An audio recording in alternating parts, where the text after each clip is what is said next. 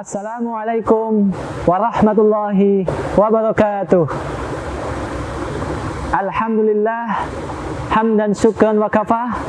Asyhadu an la ilaha illallah wahdahu la syarikalah wa asyhadu anna Muhammadan abduhu wa rasuluhu la nabiyya ba'dah.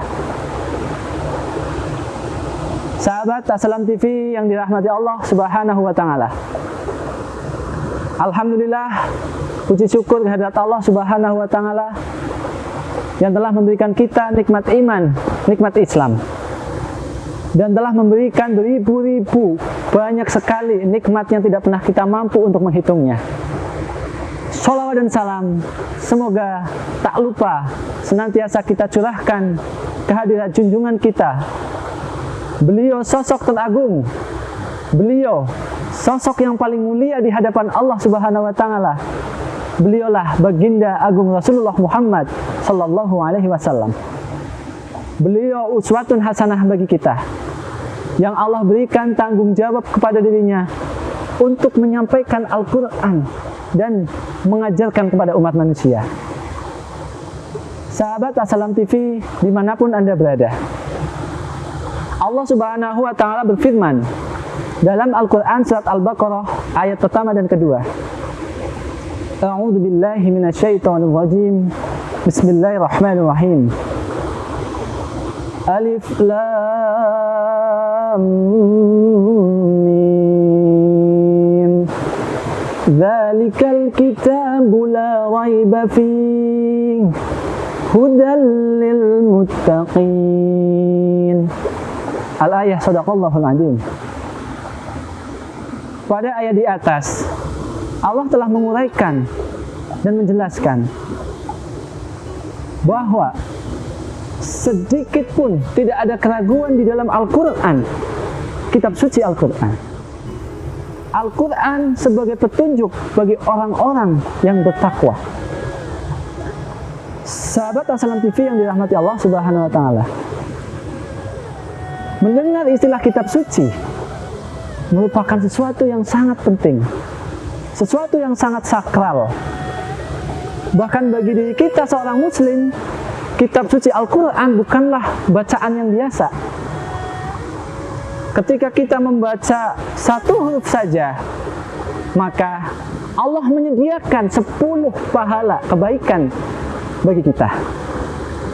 Dan Al-Quran bukan hanya sekedar bacaan saja, bacaan biasa, tetapi di dalamnya terkandung makna, di dalamnya terkandung petunjuk kebenaran, dan membawa petunjuk bagi kita yang ingin mempelajarinya dan mengamalkannya kepada keselamatan di dunia dan di akhirat.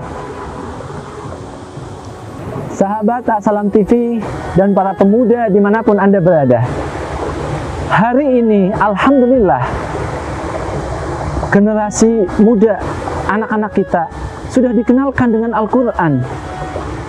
Sudah banyak dari anak-anak kita, generasi muda kita, sudah belajar Al-Quran dari masa kecil.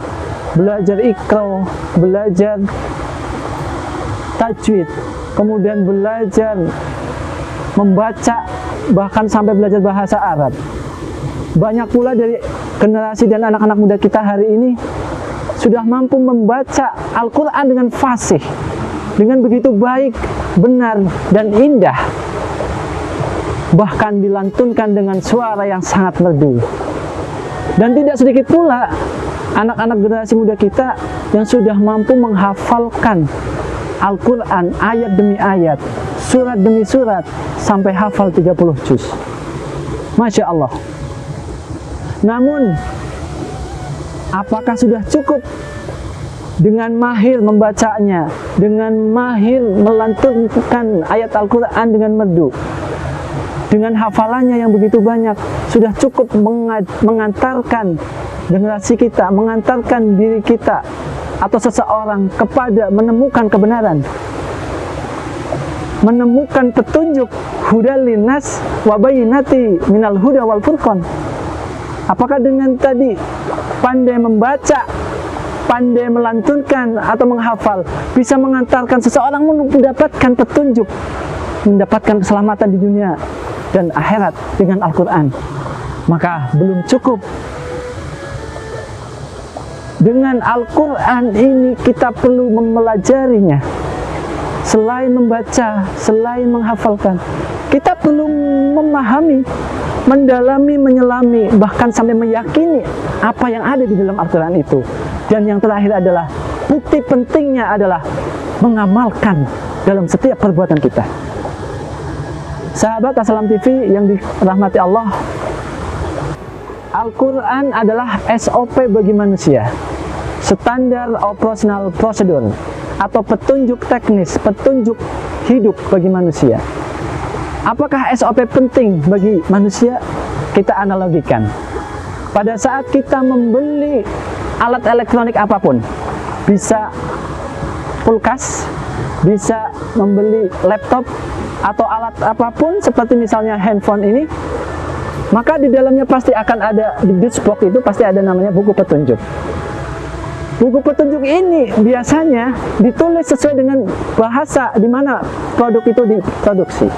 Ada yang berbahasa Cina, ada yang berbahasa Jepang, ada yang berbahasa Inggris. Ketika buku ini berbahasa asing, kita tidak akan mampu memahami.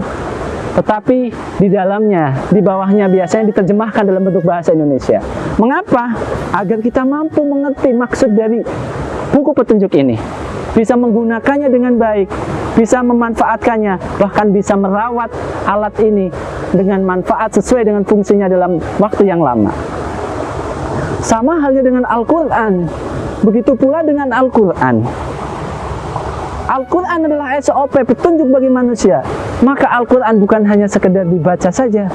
Kalau dibaca tidak tahu maknanya, maka nanti seperti SOP atau buku panduan yang hanya dibaca tidak tahu maknanya, HP akan cepat rusak. Manusia juga perlu memahami, mempelajari Al-Quran ini dan meyakininya. Belajar memahami Al-Quran boleh dengan siapapun yang bisa menjelaskannya. Baik ustadz kita, baik para guru-guru kita, atau kiai-kiai kita yang mampu menjelaskan Al-Quran sejelas-jelasnya dan memahamkan diri kita. Sehingga ketika manusia paham dengan ayat-ayat Al-Quran, pola pikir hidup kita berubah dari pola pikir yang jahili menjadi pola pikir yang Islami. Dengan memahami Al-Quran, akhlak kita akan berubah dari akhlak yang tidak baik menjadi akhlak yang baik, dari akhlak yang sudah baik menjadi lebih baik dan lebih mulia. Bahkan ketika manusia atau kita memahami Al-Quran, mengerti Al-Quran, lisan kita menjadi lisan yang tidak mau menyakiti orang lain, tidak mau menjelekkan orang lain, sangat hati-hati karena takut pada Allah, sehingga lisan kita, orang yang mengerti dan memahami Al-Quran, akan mampu menjaga lisannya dari menyampaikan sesuatu yang menyebabkan perpecahan di antara umat. Sahabat Assalam TV dan para pemuda yang saya cintai dimanapun berada. Namun hari ini, ironisnya, banyak dari generasi kita sudah paham, sudah belajar Al-Quran, sudah membaca, sudah mencoba memaknai Al-Quran. Bahkan Al-Quran seperti ada di punggungnya, Al-Quran seperti ada di pangkuannya setiap hari, sangat dekat dengan Al-Quran. Tetapi di antara Al-Quran dan dirinya terdapat benteng yang begitu tinggi, sehingga Al-Quran tidak masuk ke jiwanya, mengubah pola pikirnya, sampai mengubah akhlaknya. Generasi muda hari ini berat menjalankan Al-Quran, takut menjalankan Al-Quran karena dengan resiko-resiko, dengan konsekuensi ketika memahami Al-Quran, ada sebuah perjuangan yang harus dilakukannya. Padahal ketika kita meyakini bahwa Al-Quran adalah sebuah petunjuk, maka petunjuk itu sangat penting untuk mencapai sebuah tujuan.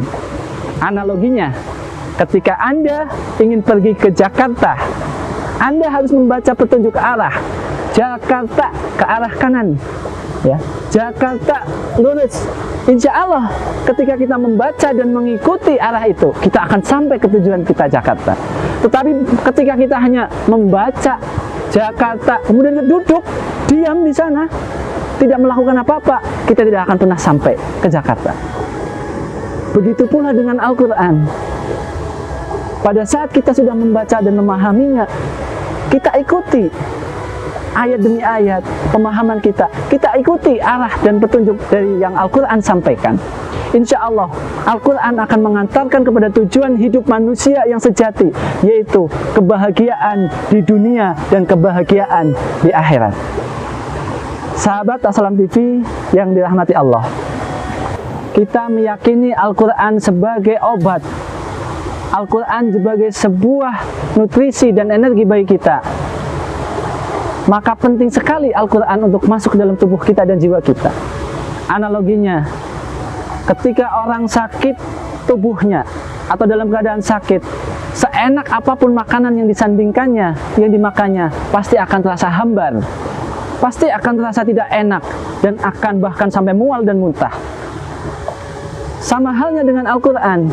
Al-Quran itu nutrisi, Al-Quran itu energi, Al-Quran itu sesuatu yang bergizi. Tetapi pada saat hati kita sakit, hati kita kotor, hati kita tidak bersih dan tidak sehat, maka hati kita, jiwa kita tidak akan mampu menerima, bahkan menolaknya. Al-Quran menjadi terasa berat, Al-Quran menjadi terasa beresiko bagi kehidupan kita, karena hawa nafsu kita mengotori hati kita. Sahabat Assalam TV yang dirahmati Allah Subhanahu wa Ta'ala, belajar memahami Al-Quran agar Al-Quran masuk ke dalam hati dan jiwa kita, agar berdampak terhadap kehidupan aplikasi kita, maka hati kita harus bersih, kita harus suci, hati kita harus sehat, dan harus memiliki niat-niat yang bersih. Memahami Al-Quran, belajar Al-Quran, harus memiliki niat ridho Allah, mendapatkan ridho dari Allah untuk memperbaiki diri kita, untuk memperbaiki akhlak kita. Maka Allah berfirman dalam Quran surat Al-Waqiah ayat 79, A'udzubillahi minasyaitonirrajim, bismillahirrahmanirrahim, la yamassuhu illal mutahharun. Tidak ada yang menyentuhnya selain hamba-hamba yang disucikan. Itu artinya tidak akan Al-Quran masuk ke dalam jiwa kita dan mengubah akhlak kita dan menjadikan pola pikir kita berubah dari pola pikir jahili kepada pola pikir Islami ketika hati kita kotor, ketika hati kita tidak senantiasa mutatahhirin, mensucikan hati kita. Pada saat kita mau membaca Al-Quran saja, secara dohir kita harus melakukan wudu untuk mensucikan kita dari hadas kecil. Maka agar Al-Quran esensi masuk ke dalam diri kita, makna memasuki diri kita, maksud tujuan Al-Quran bisa kita pahami, bisa kita cerna, dan bisa kita aplikasikan dalam kehidupan, maka hati kita harus bersih, hati kita harus senantiasa beristighfar, mohon ampun kepada Allah, sehingga dibersihkan noda-noda, dan Allah akan mencerdaskan kita, Allah akan membimbing kita untuk memahami dan menjalankan Al-Quran. Demikian yang bisa kami sampaikan. Semoga kita semua menjadi insan yang tulus ikhlas dalam mempelajari Al-Quran, berniat bersungguh-sungguh mengubah pola pikir kita, dasar ilmu kita, untuk menjadikan akhlak kita menjadi akhlak yang baik, akhlak yang karimah, akhlak yang diterima oleh masyarakat dengan belajar Al-Quran dan memahaminya. Demikian, apabila banyak kesalahan dari saya, mohon maaf yang sebesar-besarnya. Apabila ada benarnya, datang dari Allah. Al-haqqu mirabbik, sesungguhnya kebenaran itu datang dari Allah. Nastaghfirullah wa lakum, wabillahi taufiq wal hidayah, wa ridha wal inayah. Wassalamualaikum warahmatullahi wabarakatuh.